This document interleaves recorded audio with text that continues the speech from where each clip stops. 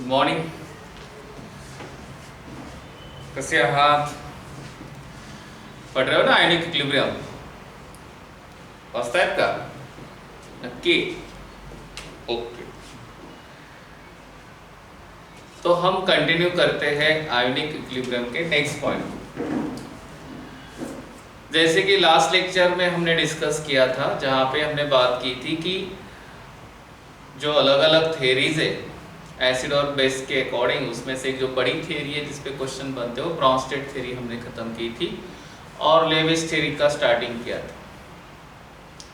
अब उसी पॉइंट को कंटिन्यू करते हैं और उस पे कुछ जो भी क्वेश्चन बनते हैं उसके बारे में भी थोड़ा डिस्कस करेंगे और नेक्स्ट पॉइंट की तरफ भी जाएंगे. ठीक है, तो देखते हैं नेक्स्ट कि क्या कहना है लेविस थ्योरी. अब according to Lewis theory acid और बेस को हमने बताया था. एक था लेविस एसिड और दूसरा था लेविस बेस. अब हम इस बात पे आते हैं कि कोई मॉलिक्यूल मैंने आपको दिया तो वो लेविस एसिड है या लेविस बेस है. जर एखादा मॉलिक्यूल तुमच्या समोर मी दाखवतोय आणि तुम्हाला विचारतोय का हा लेविस एसिड आहे का लेविस बेस आहे, तर तुम्हाला त्याला आयडेंटिफाय करता आलं पाहिजे. एक ओव्हरऑल छोटीशी कन्सेप्ट आपल्या डोक्यामध्ये थोडी क्लिअर आहे की Lewis acid are electron deficient.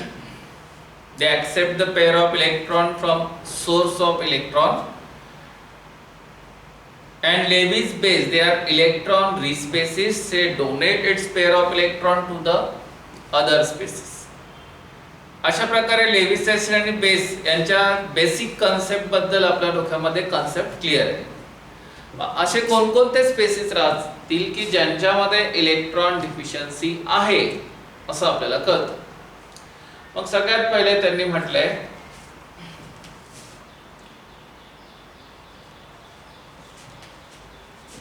species which consist of incomplete octet. असे मॉलिक्यूल जे ऑक्टेटला फॉलो करत नाहीये, ऑक्टेट रूल पेक्षा कमी इलेक्ट्रॉन त्यांच्यामध्ये आहेत, असे स्पेसिस हे लेविस ऍसिड म्हणून ट्रीट करू शकतात. कारण ऑक्टेट कंप्लीट करण्यासाठी ते accept the electron, pair of electron. Example म्हणून एक छोटंसं समजून सांगतो, जसं BF3 बोरॉन ट्रायफ्लोराइड. आता बोरॉनचे व्हॅलन्स इलेक्ट्रॉन 3 आहेत आणि फ्लोरीन सोबत 3 इलेक्ट्रॉन त्यांनी शेअर केले. मग इथे 2, इथे 2, इथे 2, असे टोटल बोरॉन जवळ किती इलेक्ट्रॉन आहेत? 6. म्हणजे या बोरॉनला अजूनही 2 इलेक्ट्रॉन कमी आहेत. काय कंप्लीट करण्यासाठी? ऑक्टेट कंप्लीट करण्यासाठी. मग अशा कंडिशन मध्ये हा बोरॉन टेंडन्सी ठेवतो की 2 इलेक्ट्रॉन काय करेल, मी ऍक्सेप्ट करेल, गेन करेल. आणि असं करत असेल तर तो कोण आहे? Lewis acid. म्हणून असे सगळे स्पेसिस, सगळे एक्झाम्पल्स ज्यांच्यामध्ये इनकम्प्लीट ऑक्टेट आहे, ज्यांच्यामध्ये व्हॅलन्स शेल मध्ये लेस दॅन 8 इलेक्ट्रॉन आहेत, ते सर्व आपल्यासाठी लेविस ऍसिड आहेत. काही एक्झाम्पल्स त्या ठिकाणी वाढवतो.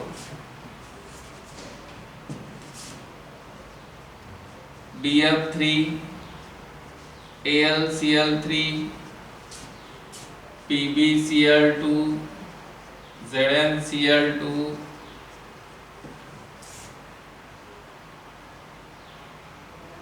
SnCl2 and so on. Second,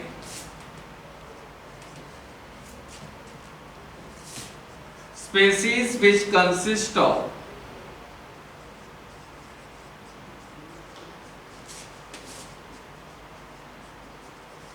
vacant d orbital.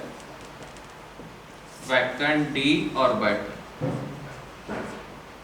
जर त्यांच्याकडे d ऑर्बिटल आहे आणि हे डी ऑर्बिटल वॅकंट आहे, एम्प्टी आहे, अशी जर सिच्युएशन असेल की there is a presence of vacant D orbital आणि ही पोझिशन असेल तर हे स्पेसिस पेअर ऑफ इलेक्ट्रॉन काय करतात, ऍक्सेप्ट करतात वॅकंट ऑर्बिटल मध्ये. असे सगळे metal ion they consist of vacant orbital, they are the act as a Lewis acid. म्हणजे मोस्ट ऑफ द केसेस मध्ये एक्झाम्पल म्हणेल तर metal ion of transition metal coordination compound मध्ये हे काम करतात, तर ते त्या बेसवर आपण बोलतो. तर metal ion from transition metal हे जास्तीत जास्त आपल्यासाठी जर बघितलं तर दे आर लेविस ऍसिड. ते एक्झाम्पल्स घेतो.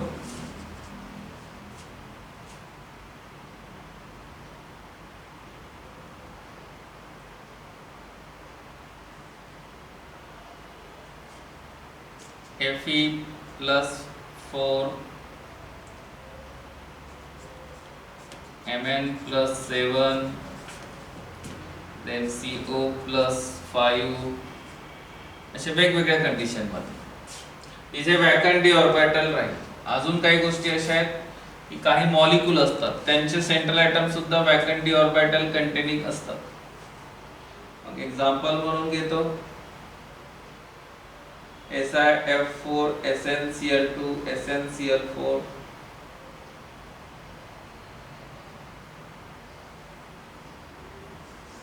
SnCl2 SiF4 SnCl4 PF3 PF5 SF4 PF3 PF5 SF4 म्हणजे Sn silicon phosphorus phosphorus sulphur हे सेंट्रल ॲटम. या सेंट्रल ॲटमचं जर तुम्ही इलेक्ट्रॉनिक कॉन्फिगरेशन काढलं तर तुम्हाला वॅकंट ऑर्बिटल थर्ड शेलचा फोर्थ शेलचा जो कोणता असेल तो दिसेल. आणि हे एक्झाम्पल काय म्हणून काम करतील, लेविस ऍसिड म्हणून. थर्ड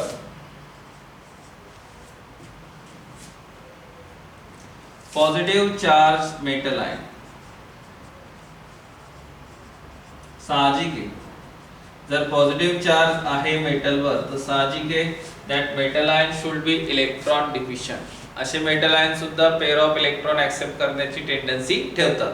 आणि त्याचं एक्झाम्पल आहे कोऑर्डिनेशन कंपाऊंड मध्ये सगळे metal ion they are good base Lewis acid.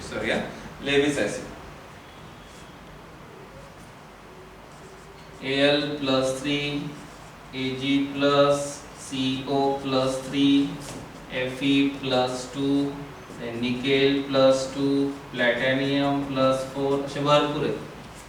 These are treated as a Lewis acid किंवा सरळ सरळ कोणताही positive charge species Lewis acid आपण म्हणू शकतो. हे झालं third. Fourth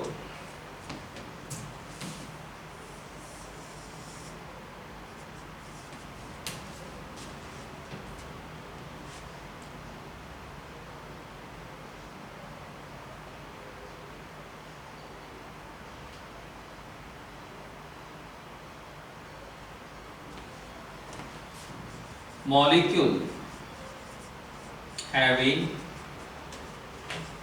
multiple bond with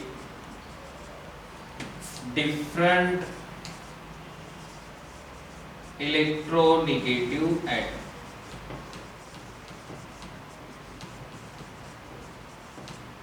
Different electronegative atom.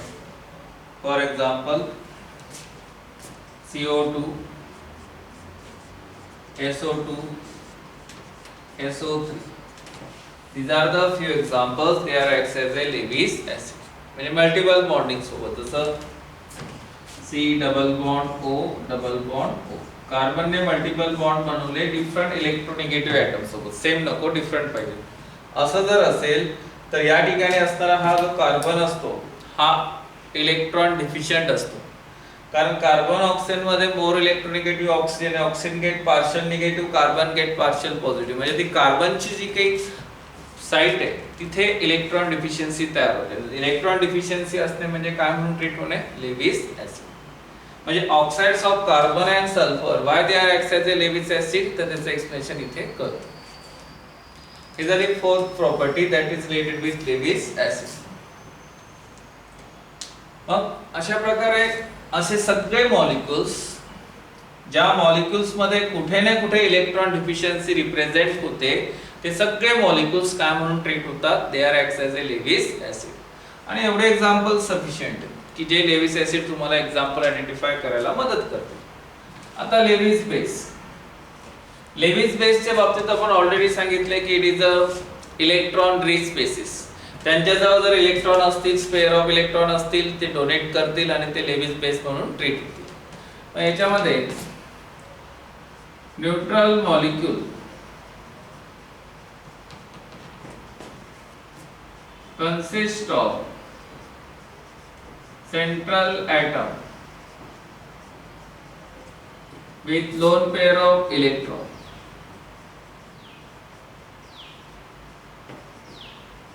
With lone pair of electron. जर न्यूट्रल मॉलिक्यूल असेल आणि त्याच्यामध्ये असणारा सेंट्रल ॲटम त्याच्यावर जर पेअर ऑफ इलेक्ट्रॉन असतील तर they are Lewis base. Example म्हणून अमोनिया, नायट्रोजन वर पेअर असते H2O, then amines pair of electron असते. अशा प्रकारे सगळे स्पेसिस की ज्यांच्यावर पेअर ऑफ इलेक्ट्रॉन असतील they are act as a Lewis base. Second, negative charge spaces.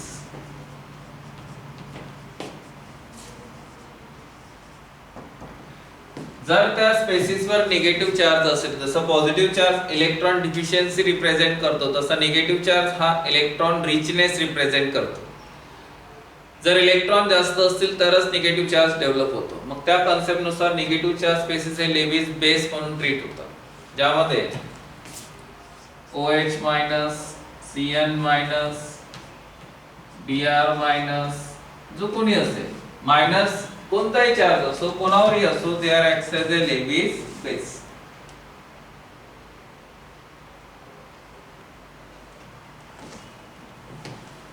I minus, C2H5O minus, ethoxide, CH3O minus, methoxide and so on. इथे ether सुद्धा Lewis base म्हणून काम करू शकतात कारण ते ऑक्सिजनवर लोन पेअर आहे.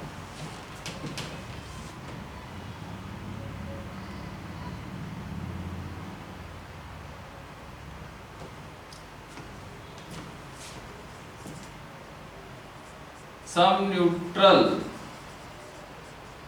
poly किंवा multiple bonded molecule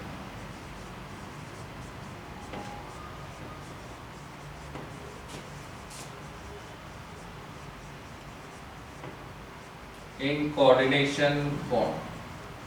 हे तुम्हाला कोऑर्डिनेशन केमिस्ट्री मध्ये आहेत. काही मॉलिक्युल्स लक्षात ठेवा, NO, CO अशा प्रकारे. नायट्रोजिल, कार्बोनिल, हे जे स्पेसिस आहे, इथिलीन, ऍसिटिलीन,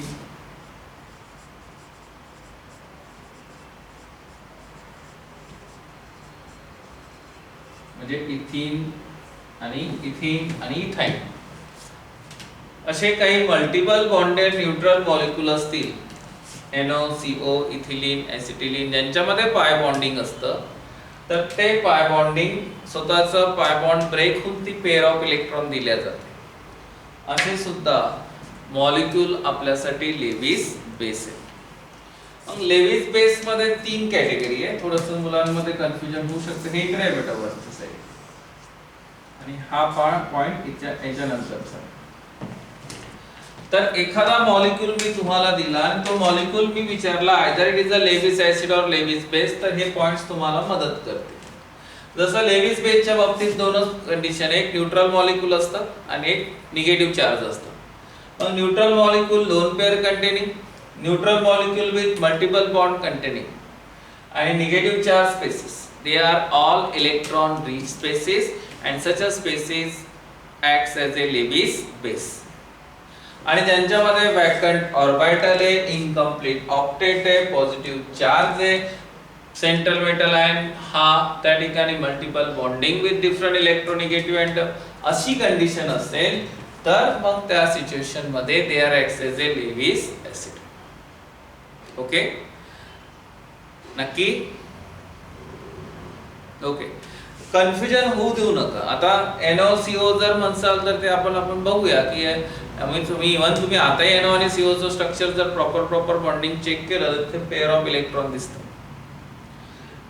यांच्या बाबतीत जर बघितलं तर इथे कार्बन जो असतो तो मोस्ट इलेक्ट्रोनिगेटिव्ह एलिमेंट सोबत म्हणजे डिफरंट इलेक्ट्रोनिगेटिव्ह सोबत असतो, त्याच्यावर तो निगेटिव्ह, याच्यावर तो पॉझिटिव्ह, म्हणजे पॉझिटिव्ह वाला म्हणजे इलेक्ट्रॉन डिफिशियन्सी प्रोड्यूस होते.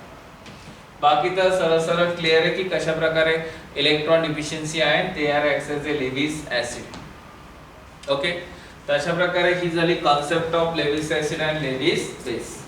तुम्ही बघा आपण वेगवेगळ्या कॉन्सेप्ट नुसार ऍसिड आणि बेसला डिफाइन करतोय, आणि जेवढं आवर्जून मी सांगेल की जो अरेनियस ऍसिडचा कन्सेप्ट होता त्या कन्सेप्ट मध्ये जे काही लिमिटेशन्स होते ते समोरच्या थिअरीजने क्लिअर केले. जसं CO2 सारखा सबस्टन्स हा ऍसिडिक आहे हे कोण सांगू शकतं, लेविस थिअरी सांगू शकते, पण CO2 बद्दल एक्सप्लेनेशन अरेनियस देऊ शकत नव्हतं. म्हणजे ज्या लिमिटेशन्स मुळे अरेनियस थिअरी वादग्रस्त झाली होती ते सगळे नेक्स्ट थिअरीजने कव्हर केले. मग आता या तिन्ही चारी थिअरीज महत्त्वाच्या आहेतच.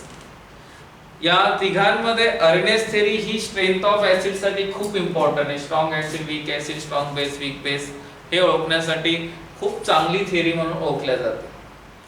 आणि ब्रॉन्स्टेड थिअरी ही कॉन्जुगेट ऍसिड बेस पेअर म्हणून कन्सेप्ट म्हणून जास्त फेमस आहे. आणि लेविस ही इलेक्ट्रॉन पेअर डोनेट करणे, ऍक्सेप्ट करणे त्यासाठी इम्पॉर्टंट आहे. म्हणजे लेविस कन्सेप्ट पण खूप इम्पॉर्टंट. या तिन्ही थिअरीज खूप चांगल्या प्रकारे समजून घ्या, चांगल्या प्रकारे त्यांना कशा प्रकारे हँडल करता येईल, त्यांचे एक्झाम्पल्स कसे लक्षात ठेवता येईल त्याची प्रॅक्टिस करा, म्हणजे तुम्हाला यांच्यावर बनलेला प्रश्न अडचणीत आणणार नाही. ओके, शेवटी रीडिंग हे इम्पॉर्टंट आहेच. मग आता हे तर कळलं की या प्रत्येक थिअरीचं काय म्हणणं आहे आणि कशा प्रकारे कोणता सबस्टन्स ऍसिडिक आहे का बेसिक आहे.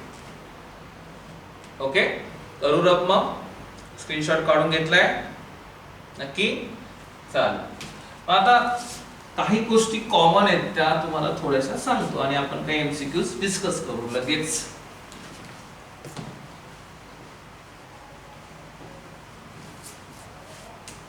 आता अरेनियस थिअरीने सांगितलं होतं की substance which has a tendency to donate H+ किंवा gives H+ sign in water is called Arrhenius acid.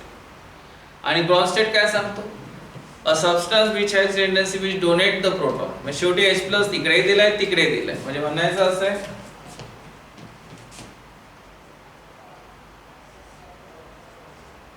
Arrhenius acid is Bronsted acid. Arrhenius acid हा Bronsted acid म्हणून ट्रीट होतो, म्हणजे दोघांच्या कन्सेप्ट जोडल्या जातात. तसंच बेसच्या बाबतीत Lewis base is Bronsted base.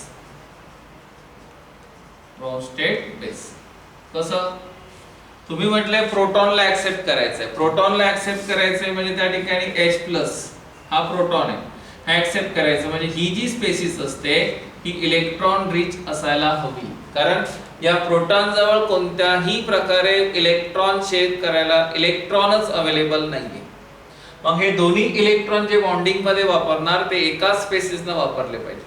म्हणजे 100% ती स्पेसिस कशी हवी, इलेक्ट्रॉन रिच हवी. म्हणजे इलेक्ट्रॉन रिच असणे म्हणजे कोणता, लेविस बेस, म्हणजे तोच काय म्हणून ट्रीट करेल, ब्रॉन्स्टेड बेस. ओके, म्हणून लक्षात असू द्या, Arrhenius acid is the Bronsted acid and Lewis base is the Bronsted base. Okay, आणि ही एक गोष्ट जी तुम्हाला सांगितली की स्ट्रॉंग ऍसिडचा कॉन्जुगेट बेस वीक असतो, वीक ऍसिडचा कॉन्जुगेट बेस स्ट्रॉंग असतो, त्यानुसार सुद्धा कन्सेप्ट आपल्यासमोर क्लिअर पाहिजे. मग अशा प्रकारे ओव्हरऑल जेवढेही पॉइंट्स त्या थिअरीज सोबत जोडले गेले होते ते मी सगळे कव्हर केलेत. छान प्रकारे त्याच्यावरचे MCQ बनतात ते सुद्धा आपण बघू. करू रब नक्की, चालेल. So we rub this. ठीक आहे, तो फर्स्ट MCQ संभाल के रखो, आराम से सोचो, कोई देर नहीं, कोई जल्दी नहीं है, सोच के बताना है। टाइम लगा तो भी चलेगा बेटा। हाँ, अपनी नोट्स अपने पास होती है, उसको ओपन करके भी पढ़ो, लेकिन मुझे आंसर चाहिए।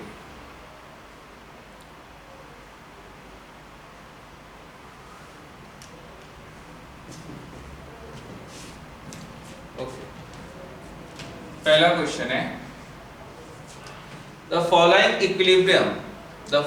equilibrium is established when hydrogen chloride is dissolved in acetic acid.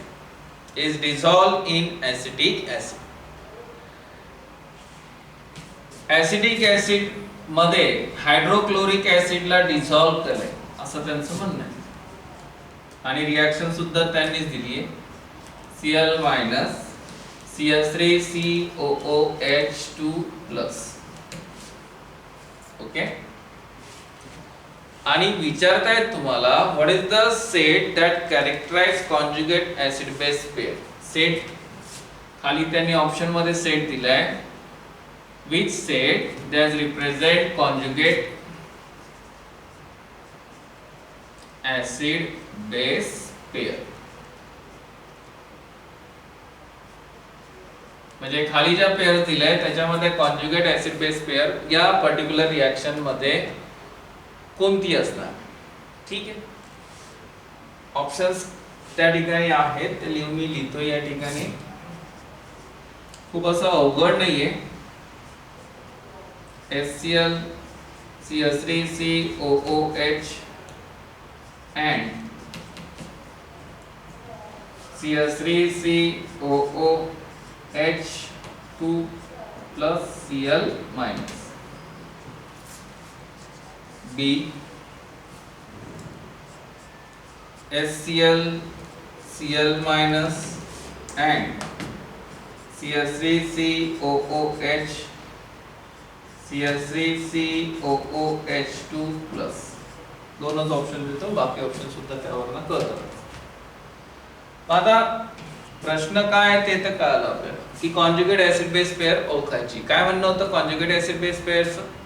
A pair of species which differ by one proton. बघा, HCl मध्ये एक प्रोटॉन आहे, इथे तर किती आहे? एकच आहे. डिफरन्स येतोय का? नाही. हे CH3 चे प्रोटॉन नसतात, ते इम्पॉर्टंट नाहीये. हा, मग इथे या CH3 चा विचार न करता जर बघितलं तर इथे एक प्रोटॉन आहे, इथे एक प्रोटॉन आहे, नाही काही कामाचे. एक प्रोटॉन डिफरन्स पाहिजे. इथे एक ऑप्शन ने म्हणजे दुसरं बघायची गरज नाही.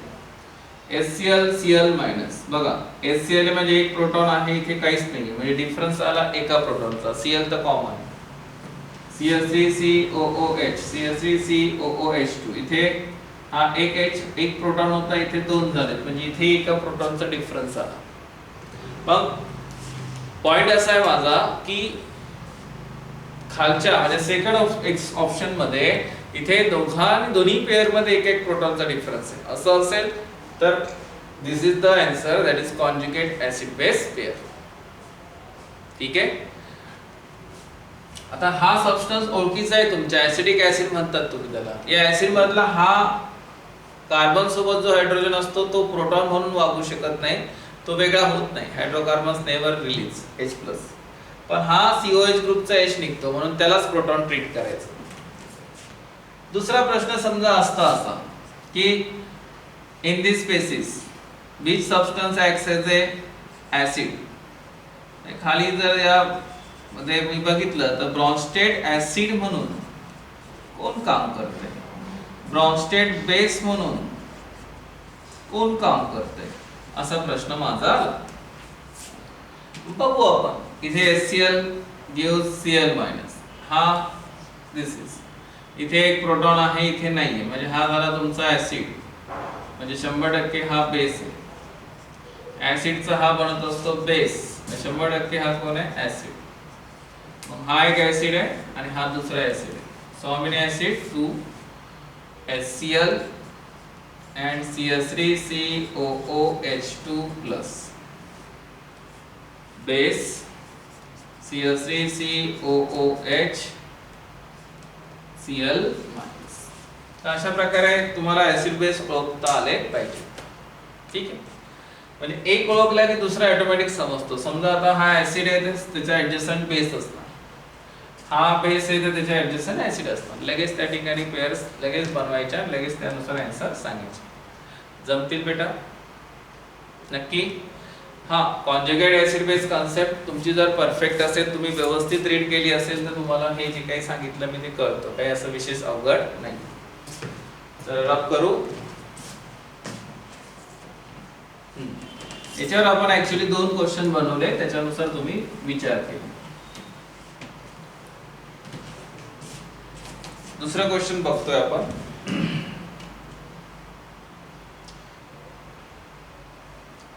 Which of the following is not a Lewis space?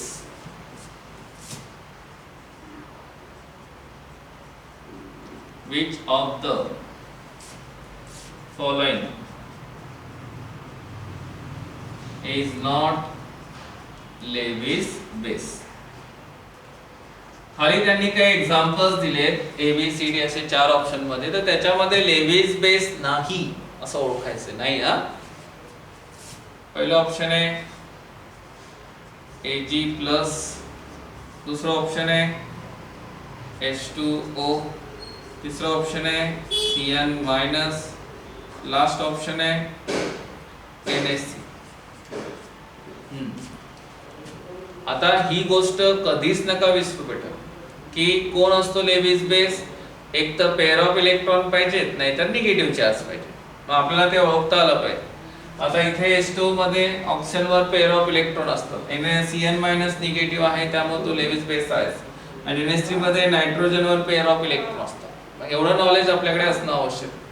हे तिघांमध्ये आहे आणि पॉझिटिव्ह चार्ज हा लेविस ऍसिड म्हणून ट्रीट होतो, तुम्हाला चांगलं माहिती आहे. म्हणजे तो 100% कोण नाहीये, लेविस बेस नाहीये. असे सिंपल सरळ स्ट्रेट क्वेश्चन्स विचारतात.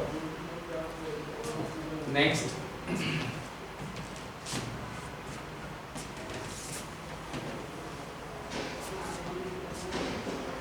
which anion is the weakest base?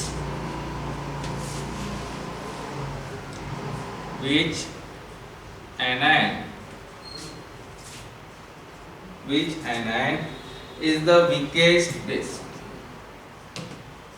Is the weakest base? Which anion is the weakest base? असा प्रश्न आहे त्यांचा.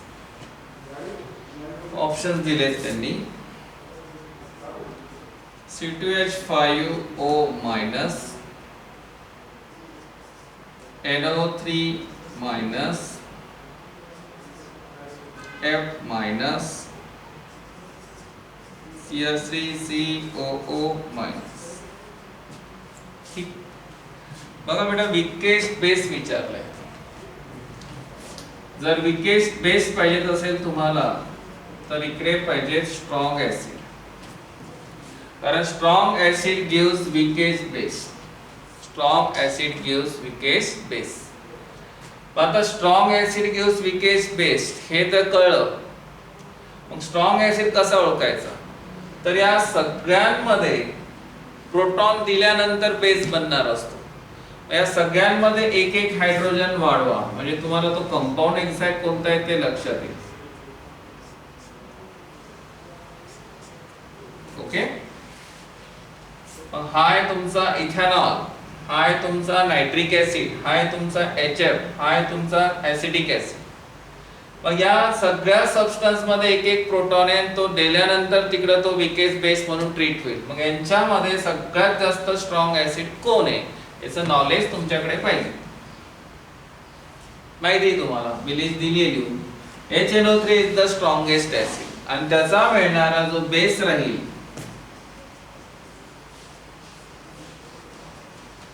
आफ्टर लॉस ऑफ प्रोटॉन हा राहील weakest base. So strong acid identify करा आणि लगेच ओळखता येतं कोण विकेस्ट बेस राहील. So NO3- is the weakest base. झालं क्लिअर? नक्की समजलं ना काय करायचंय? तर फक्त प्रोटॉन वाढवायचं आहे. जर विकेस्ट बेस त्यांनी विचारलंय तर त्यानुसार आपलं डिसिजन आलं पाहिजे आणि ऍसिड ओळखता येतं पटकन आपल्याला. त्यानुसार ठरवायचं. So which anion is the weakest base? B option, NO3 minus.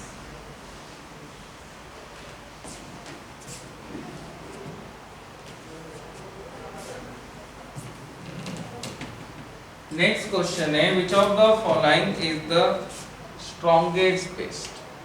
आता weakest नाही, आता strongest base.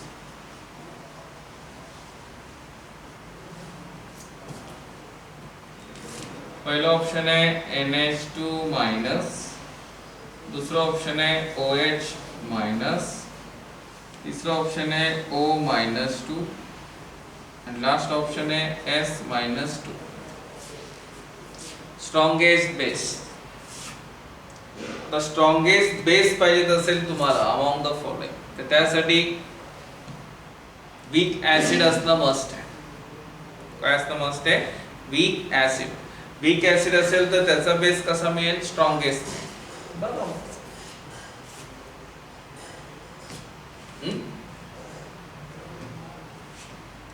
O minus 2, S minus 2, OH minus, NH2 minus. आता तसा जर कन्सेप्ट बघितला आपण तर वीक ऍसिडिक, सगळ्यात कमी ऍसिडिक कोण राहणार ते स्वतः ठरवता आलं पाहिजे. ठीक आहे. इथे बनेल बेटा NH3. आता इथे जर मला स्ट्रॉंगेस्ट बेस पाहिजे तर इथे पाहिजे वीक ऍसिड. वीक ऍसिड इथे राहील NH3 बनेल, इथे H2O, इथे OH माइनस, इथे बनेल HS माइनस. यांच्यापैकी सगळ्यात वीक ऍसिड कोण आहे? त्या तिघांमध्ये जर बघितलं तर बघा नायट्रोजन हायड्रोजनची इलेक्ट्रोनिगेटिव्हिटी डिफरन्स त्या ठिकाणी खूप जास्त नाही. पण इथे OH असेल, इथे OH आहे, तर हे प्रोटॉन द्यायला तयार असतील. Even HS is also strongest acid. आणि हा शक्यतो बेस असतो, म्हणजे हा प्रोटॉन द्यायला तयारच नसतो. तरी सुद्धा जर बेस असेल तर हा सगळ्यात weak acid. Ammonia we are sure it is a like base, पण त्याला प्रोटॉन द्यायचा आहे तर तो खूप खूप खूप काय म्हणू आपण त्याला इझिली देणार नाही. It's go in a very difficult way. कारण हे सगळे ऍक्च्युली चांगल्या प्रकारचे ऍसिड्स हे प्रोटॉन देऊ शकतात. अशा कंडिशन मध्ये NH3 जर वीक ऍसिड आहे तर बनणारा त्याचा बेस काय राहील? Strong base. काय राहील? Strong base. किंवा तुम्ही असाही विचार करू शकता या तिघांपैकी कोण स्ट्रॉंगली प्रोटॉन ऍक्सेप्ट करेल? जो पटकन करेल तो स्ट्रॉंग बेस म्हणून ट्रीट होईल.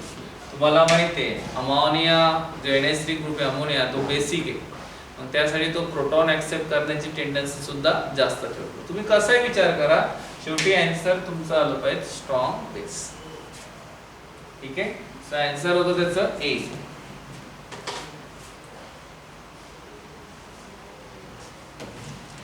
थोडंसं तुम्हाला आयडिया येत असेल की कशा प्रकारे ब्रॉन्स्टेड थ्योरी वेगवेगळ्या प्रकारचे व्हेरिएशन असणारे क्वेश्चन्स तयार करते.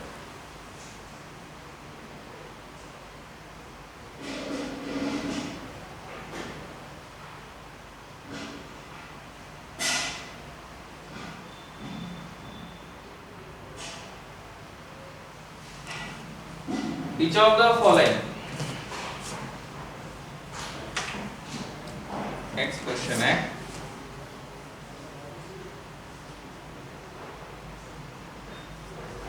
which of the following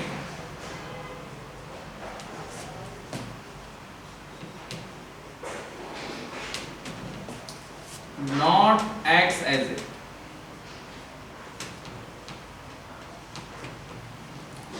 Bronsted acid as well as Bronsted base. म्हणजे खाली काही एक्झाम्पल्स त्यांनी दिले, त्या एक्झाम्पलला बघून तुम्हाला हे ठरवायचंय की कोणता असा सबस्टन्स की जो ब्रॉन्स्टेड ऍसिड आणि बेस दोन्ही म्हणून ट्रीट करू शकत नाही. ओके. आणि दिलेले एक्झाम्पल दोन्ही ट्रीट होते. नॉट म्हटले त्यांनी. पहिलं ऑप्शन आहे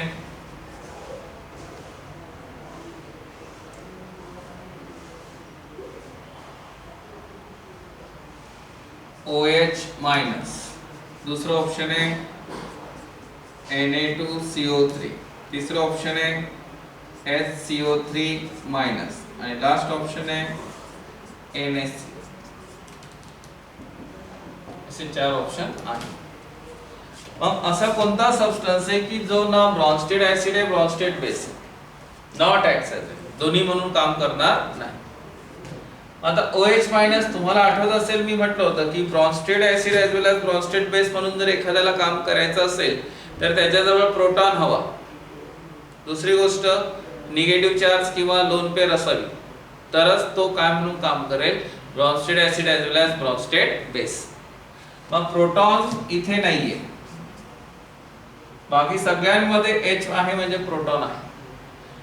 निगेटिव्ह चार्ज आहे इथे, निगेटिव्ह चार्ज आहे इथे, लोन पेअर आहे म्हणजे सर्व गोष्टी कम्फर्टेबल आहे तिघांसोबत.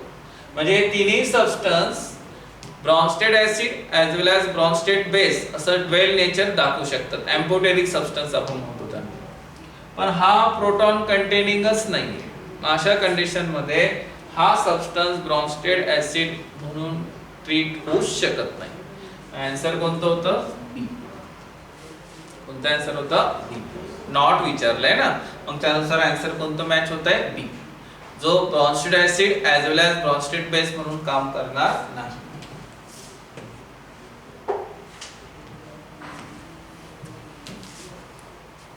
आणि ही गोष्ट आठवायची नीट की कोण कशा प्रकारे ट्रीट होतं. शेवटी अभ्यास तुम्हाला करायचा आहे, व्यवस्थित करायचा. स्ट्रॉंगेस्ट कॉन्जुगेट बेस इज, परत प्रश्न आहे, strongest conjugate base is, strongest conjugate base is. पहिला ऑप्शन आहे NO3 माइनस, दूसरा ऑप्शन है Cl माइनस, तीसरा ऑप्शन है SO4 माइनस 2, लास्ट ऑप्शन है COO minus. Okay, strongest conjugate base विचारलाय. स्ट्रॉंगेस्ट कॉन्जुगेट बेस विचारलाय म्हणजे इकडे कोण राहील? तो वीक ऍसिड राहील. कारण वीक ऍसिडच स्वतःचा काय तयार करू शकतो? Strongest conjugate base. मग मला वाटतं ओळखता येईल. इथे H लावून टाका, HNO3, इथे H लावा, HCl, ऍसिड बनवतो मी सगळ्यांचे, H2SO4, ऍसिडिक ऍसिड. कारण मला एकदा वीक ऍसिड ओळखला की त्याचा कॉन्जुगेट बेस स्ट्रॉंग राहतो. या HNO3 strong acid, HCl strong acid, H2SO4 सुद्धा स्ट्रॉंग आहे. हे उत्तर आहे. कारण हा जो बेस बनतोय हा वीक ऍसिडचा बनतोय. Weak acid gives strongest conjugate base. So answer आहे D.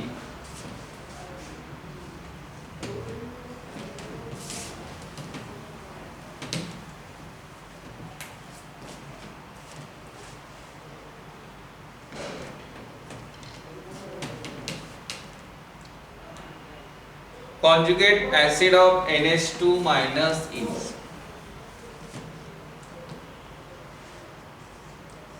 Conjugate acid of NH2 minus is. प्रश्न टाकलाय त्यांनी की NH2 मायनस चा कॉन्जुगेट ऍसिड कोण राहील? आठवून बघा, कॉन्जुगेट ऍसिड जर काढायचं असेल तर काय करतो आपण? प्रोटॉन डोनेट करतो का प्रोटॉन एक्सेप्ट करतो? ते थोडंसं नीट आठवा, वेळ घ्या थोडासा वाटलंस. NH4 प्लस पहिला ऑप्शन आहे, NH2OH सेकंड ऑप्शन आहे, NH3 हे थर्ड ऑप्शन आहे आणि N2H4 हे फोर्थ ऑप्शन. आपल्याला विचारलंय कॉन्जुगेट ऍसिड. आठवत असेल कॉन्जुगेट ऍसिड जर काढायचं असेल तर हा काय करतो? Proton accept. तेव्हा कुठे याचा काय बनेल? Conjugate acid. मग एक्सेप्ट करा, एक प्रोटॉन आला म्हणजे NH2 चा NH3 होईल. एक प्रोटॉन म्हणजे प्लस येतो, मायनस प्लस 0. कोणत्याही प्रकारे चार्ज नसणारा NH3 मॉलिक्यूल हा कॉन्जुगेट ऍसिड राहील. कोणत्याही स्पेसिसचा कॉन्जुगेट ऍसिड विचारला तर आपण प्रोटॉन ऍक्सेप्ट करतो. कोणत्याही स्पेसिसचा कॉन्जुगेट बेस विचारला तर आपण प्रोटॉन डोनेट करतो. इथे काही स्ट्रॉंग वीक असा काही प्रश्न नव्हता, फक्त ओळखायचं होतं. ओके, मग त्यानुसार आन्सर येतं C NH3.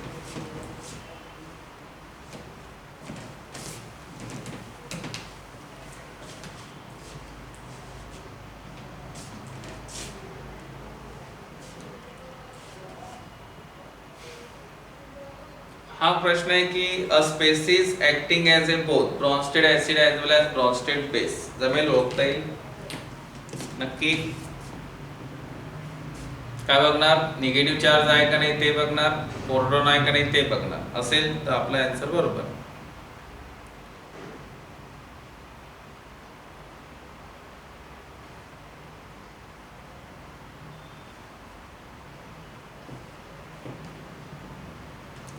What type of molecule is AlCl3?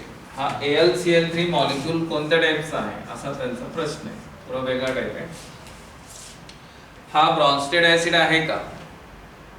Brønsted acid प्रोटॉनला काय करतात? डोनेट करतात. इथे प्रोटॉनच नाहीये. लेविस ऍसिड आहे का? AlCl3 एक्झाम्पल जाऊन बघा.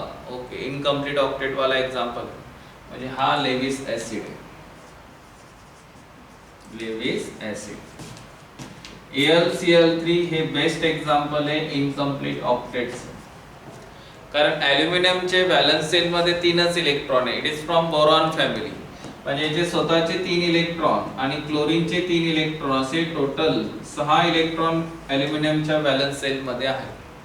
आणि 6 इलेक्ट्रॉन आहे म्हणजे ऑक्टेट कंप्लीट करण्यासाठी 2 इलेक्ट्रॉन कमी पडतायत आणि हे गेन केले जाईल. So they are act as A electron deficient site आणि म्हणून दे are Lewis acid.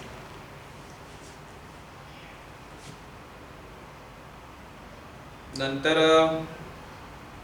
The conjugate base of H2PO4 minus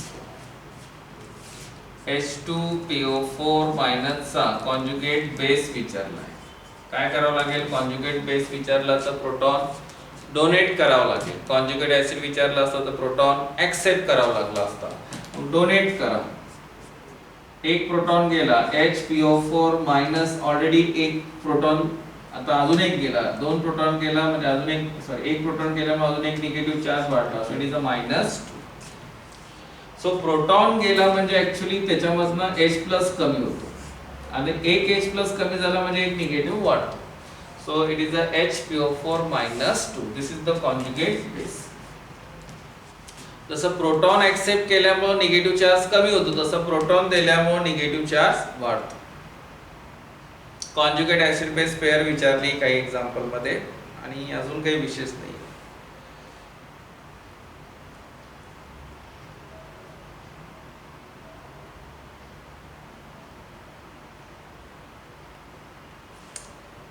Brønsted थेअरीनुसार विचारले एक रिएक्शन त्यांनी दिली आहे.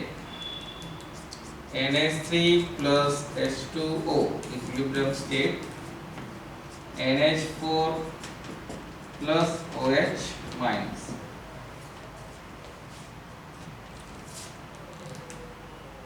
ब्रॉन्स्टेड थेअरीनुसार दे आर ब्रॉन्स्टेड ऍसिड कोण असा प्रश्न आहे त्यांचा. Out of this which are the example of Bronsted acid. त्यांनी ऑप्शन टाकले सगळे. आता बघा NH3 कोणामध्ये गेला, NH4, H2O कोणामध्ये गेला, OH मायनस. इथे 3 प्रोटॉन होते, इथे 4 झाले म्हणजे प्रोटॉन काय केला NH3 ने ऍक्सेप्ट, म्हणजे हा झाला बेस, म्हणजे 100% हा ऍसिड आहे. या बेसचा कॉन्जुगेट ऍसिड असतो, हा बेस असतो. म्हणजे हे दोघं ऍसिड, एक H2O आणि NH4+. त्या ऑप्शन मध्ये जसं असेल त्यानुसार तुम्ही ठरवू शकता. पण तुम्ही स्वतः आधी प्रॅक्टिस करा काही एक्झाम्पल्स, तेव्हा कुठे तुम्हाला जमेल. लक्षात ठेवा, शेवटी प्रॅक्टिस तुम्हाला करायची. आपण व्हिडिओ लेक्चर्स बघतोय, त्या व्हिडिओ लेक्चर्स मध्ये आम्ही आमच्या परीने खूप एक्झाम्पल सांगायचा प्रयत्न करतो. शेवटी सेल्फ स्टडी करून सोडवणं वेगळा प्रकार असतो. शेवटी तुम्ही करणं महत्त्वाचं आहे. आम्ही 4 एक्झाम्पल घेऊ, 6 घेऊ, पण तुम्हाला स्वतःला 10-20 करता आले पाहिजे, तेव्हा तुम्ही परफेक्ट बनले. कन्फ्युजन तर होणारच ना, त्यात काही शंकाच नाहीये, पण त्या कन्फ्युजनला प्रॅक्टिसच कमी करू शकते, नाही तर ते कन्फ्युजन वाढत राहील, कमी तर व्हायच्या मार्गावर नाही येत ती गोष्टी. म्हणजे जे काही एक्झाम्पल्स बनतात त्या सगळ्या टाईपचे एक्झाम्पल्स तुमच्या समोर मी मांडले. Who is the conjugate acid, who is the conjugate base, म्हणजे आपल्याला वेगवेगळ्या थेरीज मध्ये परफेक्शन ठेवायचं आणि प्रत्येक थेरीचं जे काही इम्पॉर्टन्स आहे ते आपण चांगल्या प्रकारे परफेक्ट करून ठेवायचं, आणि तेव्हा कुठं आपण त्याच्यामध्ये कमांड मिळवू. आणि मग कसाही क्वेश्चन दिला, कसाही फिरवला तर तुम्हाला परफेक्टली जमेल. आले लक्षात? मग आपण त्या गोष्टींची प्रॅक्टिस करूनच, त्या ठिकाणी मॅक्सिमम प्रॅक्टिस करूनच तुम्ही कमांड घेणार आहे, किंवा तुम्ही त्याच्यावर चांगली स्वतःचं एक आपण म्हणू शकतो की कॉन्फिडन्स आणणार आहे त्या पॉइंटवर. तर थेरीज क्लिअर? किती थेरीज बघितले आपण? 4 थेरीज. कधी कधी विचारतात बरं का की लिटमस चेंज काय मिळतो, so and so substance, what is the litmus change. मग आठवत आहे का? हो सर, काय आठवत आहे सांगा. रेड लिटमस ब्ल्यू मध्ये गेला तर काय बनत असतं? ऍसिड. आणि ब्ल्यू रेड मध्ये गेला तर बेस. नक्की? ओके.